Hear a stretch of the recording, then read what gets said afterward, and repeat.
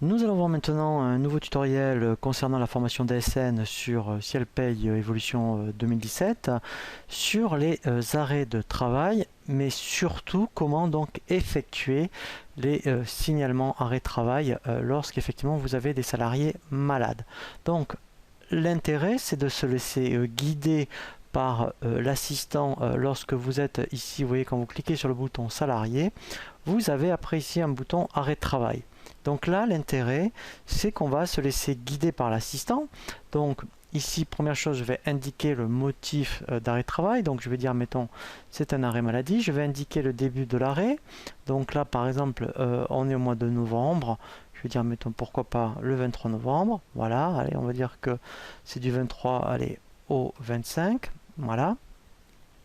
Et ensuite, donc, alors, là, c'est vrai que je vous invite à consulter le tutoriel sur les arrêts de travail. Après, vous voyez ici au niveau absence, donc lui par défaut, ici, il met donc l'absence qu'il va déclencher dans le bulletin de paye. Donc là, l'intérêt, c'est de ne pas voir le bulletin de paye, puisqu'il y a un tutoriel vraiment dédié à cet effet, c'est de voir comment ensuite on génère un signalement arrêt de travail. Après, éventuellement, vous voyez, pour la subrogation, vous pourrez le cocher.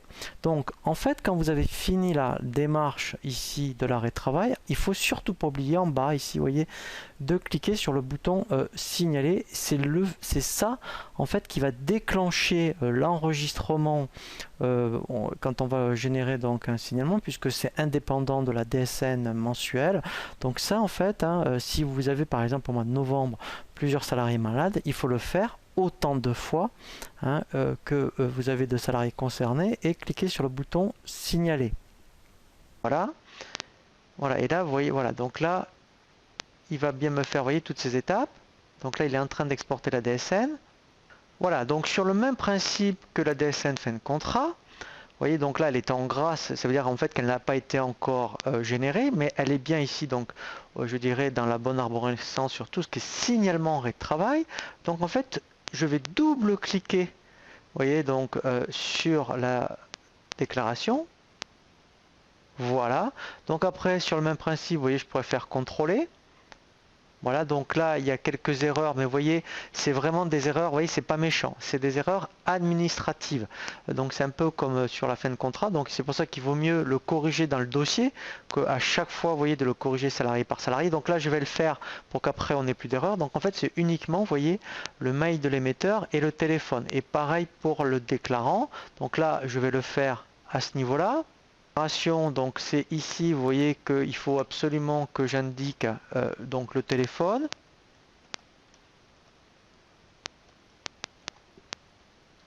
Voilà, le mail.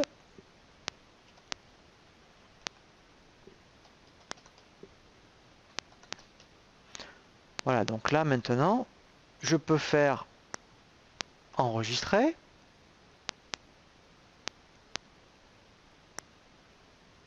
Donc si je refais contrôler, voilà, donc une fois que j'ai corrigé toutes les erreurs, vous voyez ici, donc je n'ai plus d'erreurs. Donc là maintenant, je peux faire enregistrer et quitter. Et du coup, je vais cliquer, donc vous voyez, sur l'arrêt de travail et je vais pouvoir faire envoyer. Donc là, je mets oui. Voilà, donc ici, comme en fait, je ne veux pas générer des flux pour qu'il me les comptabilise, puisqu'en fait, on peut très bien cliquer ici sur Entre emplacement, de bien dire un mot de test dans un premier temps. Ici, eh bien, vous la mettez sur le bureau. Je vais l'appeler, mettons, DSN. Non, signalement, plutôt, je veux dire signalement arrêt de travail, et vous mettriez le nom du salarié, puisqu'en fait vous pouvez très bien avoir plusieurs signalements d'arrêt de travail dans le même mois, donc il faut que ça soit fait dans les 5 jours ouvrés par rapport à la date de l'événement. Donc là je fais enregistrer, voilà, et là je fais OK. Voilà, donc là il m'a bien généré le fichier. Si je vérifie, vous allez voir, voilà, ici vous voyez, j'ai bien mon fichier. Voilà, donc là après je pourrais me connecter sur NetEntreprise et après l'envoyer. Donc ensuite, qu'est-ce qui va se passer? Eh bien, donc vous allez recevoir un rapport donc de NetEntreprise, et une fois donc que ce rapport est, je dirais, OK, il faut renvoyer la déclaration en mode réel. Donc dans ce cas-là, vous revenez dans le menu traitement, ciel déclaration, vous faites DSN, suivi des DSN. Donc en plus ici c'est vraiment très intéressant puisque c'est bien distingué entre les fins de contrat et les arrêts de travail. Donc ça c'était le tutoriel précédent, on a vu le fin de contrat. Eh bien il suffit donc au niveau je dirais donc des signalements ici, donc on se met ici sur arrêt de travail. Vous recliquez sur arrêt de travail, vous refaites envoyer.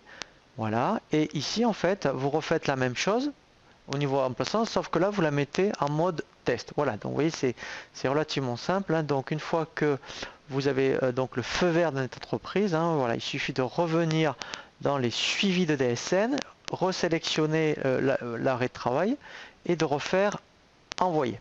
Voilà, donc là ce qui est intéressant c'est que nous avons vu comment faire les DSN arrêt de travail, DSN fin de contrat, et nous allons voir maintenant comment faire l'envoi d'une DSN mensuelle.